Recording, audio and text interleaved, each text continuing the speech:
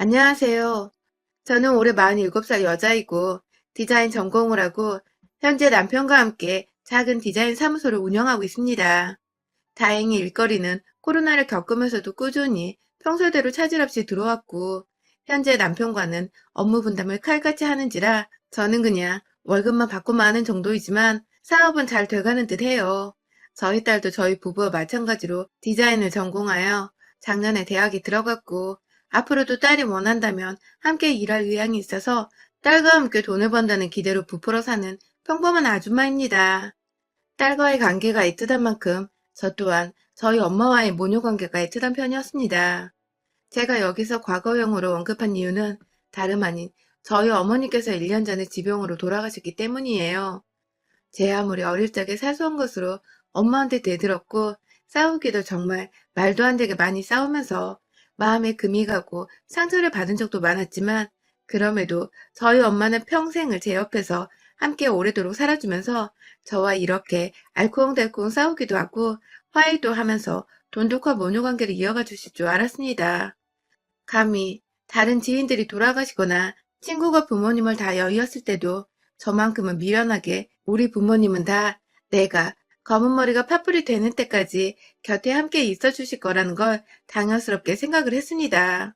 무슨 자신감이었는지 엄마가 가끔씩 두통이 너무 심하다고 알아 누우실 때에도 몸 안에 피가 모자란데 생리 때마다 피를 내뱉으니 더 어지러운 거라며 그만 투덜대라는 닥달을 했고 엄마가 폐경을 겪으실 때에도 감히 폐경이 다가온 줄도 모른 채 그냥 엄마가 왜 저렇게 민감하시고 얼굴을 붉히시나 싶어서 제가 기분 좀 풀고 살라면서 엄마한테 억지로 밖에 나가보라 그러고 억지로 운동을 하라고 밖으로 실제 내보내기도 했습니다. 뭘 몰랐던 것 치고는 너무 무지했고 무식했고 무관심으로 일관했던 저였어요. 큰딸이라고 저를 늘 친구처럼 대하려 하셨지만 성격이 너무 반대여서 부딪히기도 자주 부딪혔던 엄마는 저를 키우기가 너무 힘들고 벅찼다는 말씀을 많이 하셨지만 그 얘기를 들을 때마다 엄마한테 미안하기도 하고 제가 상처받은 것들이 먼저 생각난 바람에 엄마도 잘못했었어 라는 말들을 던져가면서 엄마의 가슴에 비스도 여러 번 꽂았습니다. 성인이 되고 아이를 낳아 내가 엄마가 되었는데도 불구하고 내 새끼가 먼저이고 내 새끼 돌보느라 정신이 없이 행복해하느라 내 엄마가 어떻게 돼가고 있는지를 미처 파악하지 못했습니다. 오히려 연락이 없던 엄마가 오랜만에 연락을 하면 딸이 되어 애교 좀 부려보고 사랑한다고 한마디를 좀 먼저 꺼냈으면 좋았을 텐데 뭐가 그리 낯뜨겁고 부끄러웠는지 왜 전화를 했냐며 퉁명스럽게 말을 건네버린 듯 했었고요. 엄마가 보고 싶다고 집에 한번 아이를 데리고 놀러 오라며 부탁을 하셔도 당장의 일이 너무 바쁘고 돈 버느라 정신이 없었던 나머지 다음에 라고 약속을 미루고 반복하면서 엄마 얼굴을 1년에 2번, 어쩔 땐 한 번 정도 보면서 참 남들보다 못하게 지냈어요. 돈을 더 많이 버는 것이 내 아이를 위해서 그리고 내 부모를 위해서 효도를 하는 것이라고만 생각을 했습니다. 남편과 일을 시작하면서 점점 더 일이 많아지고 힘들기도 많이 힘들었지만 그만큼 돈이 더 벌리니까 더 기분이 좋았고 그렇게 번 돈으로 우리 딸뿐만 아니라 저희 엄마 아빠도 근사한 크루즈 여행이라도 보내드리면서 호강을 시켜드릴 상상에 늘 행복했습니다. 실제로 저는 함께 참석을 하진 않았지만 부모님은 효도관광을 보내드린다고 제주도도 여러 번 보내드렸었고 두 분이서만 여행사 끼고서 일본이나 동남아 쪽으로 여행을 보내드리기도 했었어요. 두 분께 비행기를 태워드렸다는 자체만으로도 저는 딸의 의무를 굉장히 잘하고 있는 중이라며 제대로 효도다운 효도를 하고 있는 중이라며 내심 으쓱거려 대기도 했었습니다. 하지만 전 그때까지만 해도 진짜 우리 부모님께서 원하시는 것이 무엇인지를 알지 못했습니다. 정작 우리 부모님이 원하셨던 것은 우리 엄마가 원했던 것은 비행기를 태워서 근사한 외국으로 관광을 시켜주는 게 아니라 딸과 함께 두 손 꼭 잡고 집 앞 공원에서라도 하루 10분이라도 산책을 해보는 것이었는데 저는 그 쉽고도 저렴한 소원을 결국 엄마 돌아가시는 날까지 들어드리지 못했습니다. 저는 이 소박한 엄마의 바람을 엄마가 남겨주신 일기장을 통해서 비로소 알게 되었고요. 후회를 하자니 이미 엄마는 너무 상태가 악화되어 중환자실에 꼼짝없이 누워만 계셨고 제발 깨어나서 함께 산책을 하자고 빌면 빌수록 엄마의 건강은 되돌릴 수 없을 정도로 악화가 되어버렸죠. 그리고 결국 엄마는 끝내 딸내미와 함께 산책 한번 해보지를 못하고 그냥 그대로 유언조차 제대로 남기지도 못한 채 호흡기를 단 채로 병원 중환자실에서 눈을 감으셨습니다.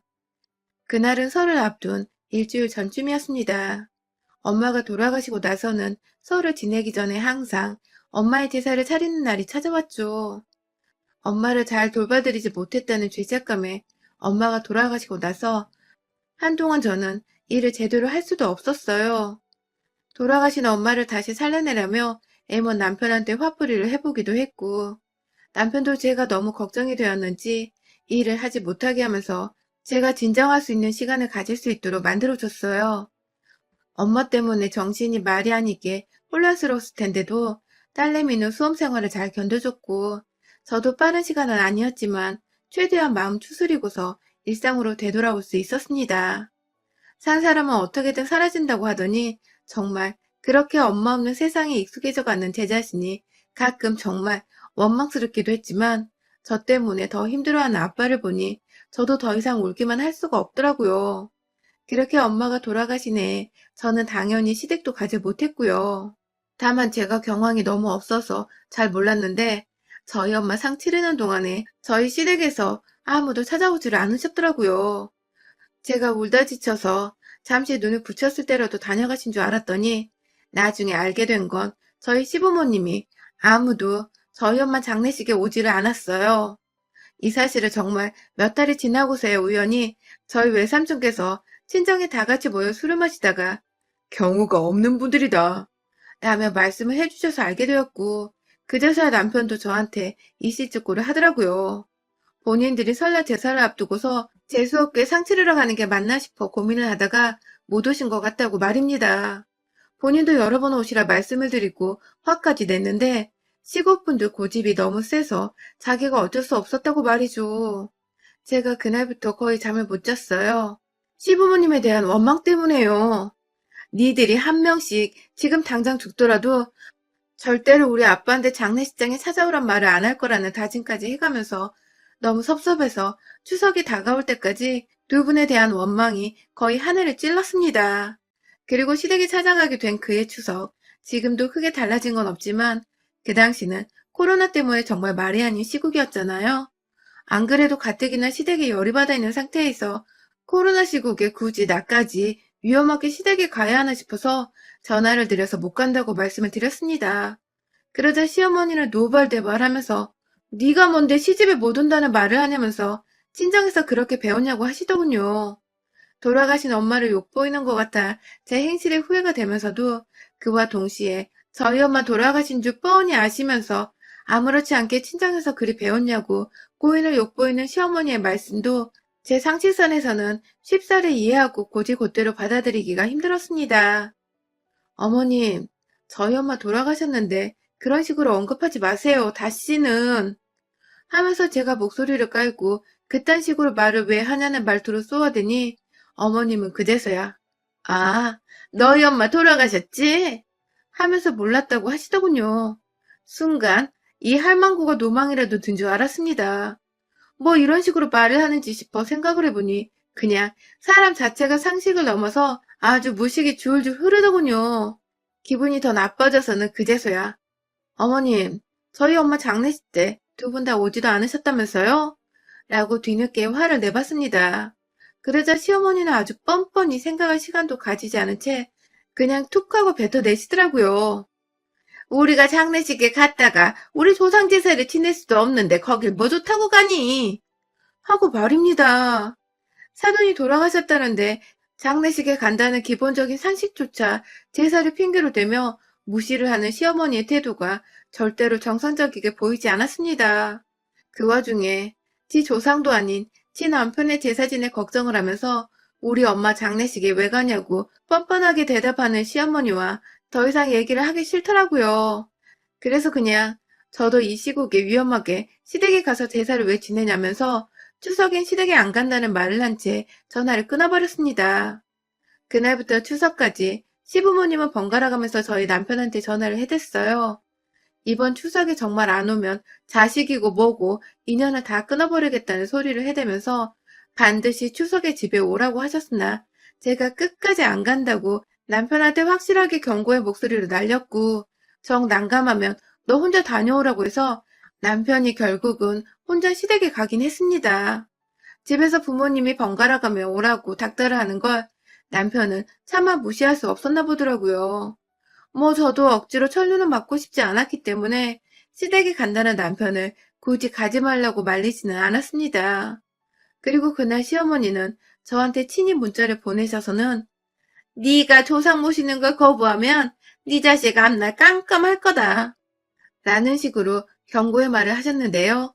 뭐 우리 엄마 제사도 안 온 인간의 악담을 귀담아 들을 필요는 없다고 생각을 했던지라 아주 간단하게 황당하다며 웃어넘길 수 있었습니다. 제가 이래봬도 그 정도의 짬밥은 되는 며느리였어요. 그러다 올 설이 또 다가왔습니다. 제게는 시댁을 가야 하는지, 그래서 시댁의 조상을 모셔야 하는지의 문제보다도 우리 엄마가 돌아가신 지 벌써 한 해가 지나버렸구나 하는 생각 때문에 더 생각이 많은 시기였습니다. 2021년이 되자마자 남들은 새해가 찾아왔다고 설레고 기쁘다는 소리를 해대는데, 그래서 새해를 맞아 폭죽도 터뜨리고 TV에서도 축하한다는 소리가 막 여기저기 들려오는데 저는 도저히 기뻐할 수가 없었습니다. 엄마가 세상에 없는 사람이 된 지 1년이 되어가는 중이라는 사실이 목구멍을 턱 막히게 해버리면서 갑자기 숨 쉬는 게 힘겨워지기도 했고, 실제로 호흡곤란에 스트레스가 겹쳐서 제가 응급실에 실려간 적도 있었습니다. 그날 저는 코로나 중증 환자가 아니면서 환자 취급을 받고 코로나 검사도 받았었답니다. 아무튼 얼마 전 저희 엄마의 기일이었고요. 아빠와 저, 그리고 엄마 형제들과 친척분들이 다 같이 모이셨고, 저희 남편도 저 따라 참석을 해서는 기일을 잘 치러드렸습니다. 제사상에 올리는 게 맞는지 잘 모르겠지만, 엄마가 좋아하시는 미역국도 끓였고, 엄마가 좋아하시는 수정과도 집에서 전날 정성스럽게 만들어서는 상에다 올려드렸어요. 그냥 모두가 다 아직 믿기지 않는다는 식으로 엄마의 제사상 앞에서 하염없이 울고 보고 싶다고 애달픈 고백을 하면서 기일을 보냈던 것 같습니다. 한바탕 울고 나서 정신이 없는 상태로 곧장 올서를 맞았어요. 남편이 장난에 안 갔으니 올해는 그래도 얼굴이라도 비추며 인사는 드려야 하지 않겠냐고. 자기도 자기 부모님이 그렇게 인사도 제대로 못 받으신 채 한순간에 떠나버리시면 너무 슬플 것 같다면서 저한테 애원을 하는데, 제 감정이 입이 되어 남편을 너무나도 잘 이해하겠더라고요. 그래서 저한테 막말을 했던 시어머니의 진상 떨던 모습을 까마득히 잊은 채 시댁에 가고자 나름의 준비를 했습니다. 일단은 그간 해왔던 것처럼 미리 시어머니께 전화를 드려서 이번에 뭘 챙겨가야 하냐고, 뭘 미리 만들어가면 좋을지 연락을 드리려고 했어요. 보통은 과일을 제가 싱싱하게 제 사전에 사가는 편이지만 시어머니가 본인 스케줄과 기분에 따라서 만들고 싶은 음식을 미리 만들어 놓는 바람에 제가 미리 연락을 드려야 일을 분담하기가 편했습니다. 그리고 오랜만에 전화를 드리며 이번 설에는 남편과 함께 갈 예정이라고 말을 하니 시어머니는 네 자식은 아직 앞날이 멀쩡하니? 하면서 대답을 하셨습니다.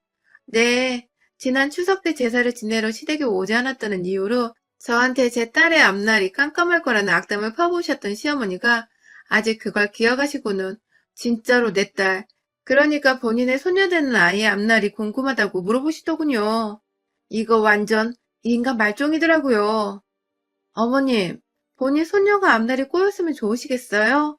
하면서 너무하다는 듯이 말씀을 드리니 어머님은 넌 우리 조상인 너 하나 때문에 우리까지 미워하면 좋겠니? 하면서 죽은 사람들 심상이 뭐 그리 대단한지 그걸 먼저 신경 쓰라는 듯이 말씀을 하시는데 정말 슬프고도 억울하고 분하고 너무너무 제 감정이 울컥거렸습니다.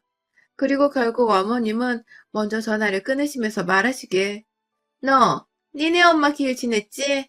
에휴 남의 제사를 먼저 지내면 어떡하니 재수없게 이번 설에 집에 오지 마라 재수없으니까 라고 말입니다. 그때 저희 딸내미가 옆에서 제가 할머니와 통화하는 거 다 듣고 있었는데요. 제가 전화를 끊으며 울먹거리니 애가 저한테 그러더라고요. 엄마, 왜 엄마의 엄마가 재수없는 취급을 당하고 있는데 가만히 듣고만 있어? 라고 말입니다. 그러고 보니 작년 추석과 다를 거 없이 이번에도 우리 엄마가 돌아가셨다는 이유만으로 재수없는 취급을 시어머니로부터 당하고 있는데 저는 무시하는 게 답이라는 식으로 그걸 그냥 듣고만 있거나 한 귀로 흘려드리려고만 했지.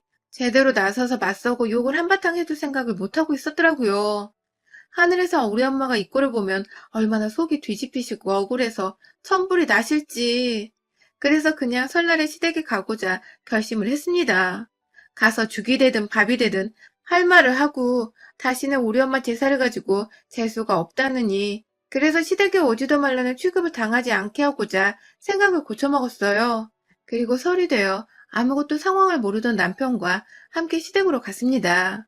남편한테 저도 꼭 참석을 해서 마음을 추스리고 싶다면서 예상보다 하루 늦게 제사를 지내는 당일에 시댁에 도착하도록 했어요.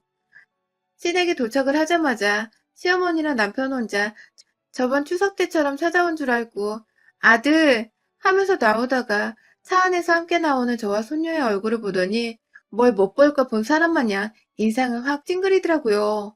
그러더니 아 재수없게 왜 왔냐고 하면서 짜증나 죽겠다는 듯이 두 손을 막 허벅지에 갖다 때리면서 화를 내는데 그 바람에 저희 딸이 나서서 할머니 정말 너무하신 거 아니에요? 하면서 억한 마음에 화를 내버리고야 말았습니다. 자기 딴에는 엄마를 보호하고자 저 대신에 할머니한테 화를 내버린 것 같은데 제가 고마워하려는 와중에 남편이 할머니가 아무리 막 하셔도 예의를 갖추라면서 저희 딸을 막 나무라더라고요. 그 바람에 딸도 아빠한테 혼이 나니 기분 나쁘고 기는 죽고 화는 계속 나서 저를 보며 한없이 씩씩거리고 있었고요. 딸내미 마음이 어떨지 너무나도 잘 알겠는 이 상황. 제가 엄마가 돼서 우리 엄마 욕까지 보이게 하더니 급기야 내 딸내미 속까지 긁어버리고 있구나 싶어서 순간적으로 어찌나 열불이 터지던지요. 남편을 향해 바라보면서 이 새끼야 내 딸한테 말 함부로 하지 마. 확 진짜? 하면서 욕만 안 했을 뿐 이미 욕이 되바라지게 나왔다는 표정을 지어 보이면서 다가가니 남편이 저한테 쫄아 뒷걸음을 치려다 여보 그런 뜻이 아니라 하면서 말리는데 시어머니는 잘한다 여자가 재수없게 남편한테 소리나 지르고 하면서 또 재수가 없다는 타령을 해대셨습니다. 남편이 자기 엄마 입에서 튀어나오는 소리를 어떻게든 막겠다고 막 엄마 좀 하면서 소리를 질렀고 정신이 하나도 없는 와중에 밖에서 여기저기 소란이 나자 시댁 안에 있던 친척분들이 하나둘 나오기 시작하셨어요. 무슨 일이냐고 밖에 나왔다가 저랑 손녀까지 있는 걸 보고는 왔냐? 하면서 손을 흔드는 시아버지는 뭔가 상황이 되게 어색하고 의아하고 굳이 안 와도 되는데 왔다는 듯이 저를 무의미한 표정으로 쳐다보셨습니다. 친척분들한테도 저희 엄마가 돌아가셨기 때문에 며칠 전에 제사를 지내 재수가 없다는 걸 이미 다 말했는지 친척분들 또한 쟤네 엄마 돌아가셨다고 하지 않았어? 하면서 남의 집 제사 먼저 지내고 온 애가 왜 우리 집에 와 있는 거냐면서 제사 안 지내도 되니 돌아가란 말을 궁시렁거리면서 제 귀로 다 들리도록 말을 하시더라고요. 이야, 이제 하다하다 시어머니, 시아버지를 넘어서 일가 친척들이 아주 작당을 해서는 제가 재수 온 붙은 며느리 마냥 가라는 식으로 말을 하는데 저는 이미 청개구리 심보이고 어떻게든 시어머니 엿을 먹여주고자 반대로 행동을 하기로 마음을 먹은 상태였습니다. 이내 남편이 분위기를 어떻게든 무마해보겠다고 억지로 웃어 보이면서 저희 왔어요 하면서 친척분들께 말을 건네는데 저도 똑같이 웃어 보였습니다. 아주 미친년처럼 그 분위기 속에서 아무렇지 않게 저희 왔습니다 하면서 분위기를 몰아서 시어머니께 섬뜩한 웃음을 기분 나쁘게 지어 보이고는 시어머니를 이내 지나쳐서 친척들의 틈을 뚫고 시댁 안으로 들어갔어요. 그리고는 이내 제 눈앞에 보이던 제사상을 아직 준비를 하고 있었는지 부엌에서 마저 상을 옮기고 있는 어르신들 틈에서 저도 같이 제가 할게요 하면서 도와드리기 시작했습니다. 재수가 없다고 자꾸만 곁눈질을 하면서 저를 쳐다보는 시부모님과 어르신들 틈에서 딸내미는 제가 도대체 왜 이런 취급을 받으면서도 제사상을 차리고 있는지를 이해하지 못하겠다는 듯이 한켠에서 팔짱을 낀 채 서 있었고 남편도 제가 도대체 왜 이렇게 잠잠하게 제사를 도와주고 있는지 모르겠다는 듯이 한켠에서 저를 입덕 벌린 채 눈치를 보며 어른들께 인사를 나누고 있었는데요. 아랑곳하지 않고 제사 음식들을 제사상 위에 올려뒀습니다. 하나, 둘, 시골분들이 정성스레 만들어 놓았을 제사 음식들을 상 위에 조심스럽게 올려놓은 뒤에 모든 게 다 제자리에 얹혀지고서 제사만 올리는 데는 완성의 단계에 이르렀을 때에 제가 탄식과 함께 밖으로 나가서 현관에서 신발을 도로 신은 뒤 쪼벅쪼벅 안으로 다시 들어와서는 곧바로 지체 없이 제사상 위로 향했습니다. 제가 제사상에 위해 두 발을 딛고 올라선 것입니다.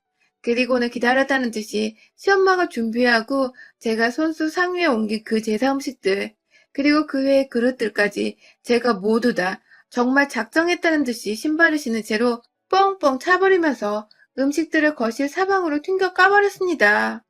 온 집안 사람들이 제사를 지내려고 모여있는 와중에 며느리가 제사장 위에 올라가서 음식들을 발로 까버리고 상다리 부러지라고 신발을 신은 채로 혼자 아슬아슬한 중심을 잡은 채 발로 쿵쿵 거리기까지 하더니 급기야 상다리 하나가 부러져 와장창창 소리를 커다랗게 내면서 바닥으로 움직이며 탁자며 중심 못 잡고 사방으로 떨어져 굴러가기 시작했습니다. 시아버지는 뒷목 잡고 쓰러지를 하시더라고요. 시어머니는 재수가 없다니까! 하면서 남편한테 저 끄집어 내려오게 하라고 등짝을 후려치며 끌어내는데 남편은 저의 행동에 정신을 못 차리고 가만히 충격받아 서 있더군요.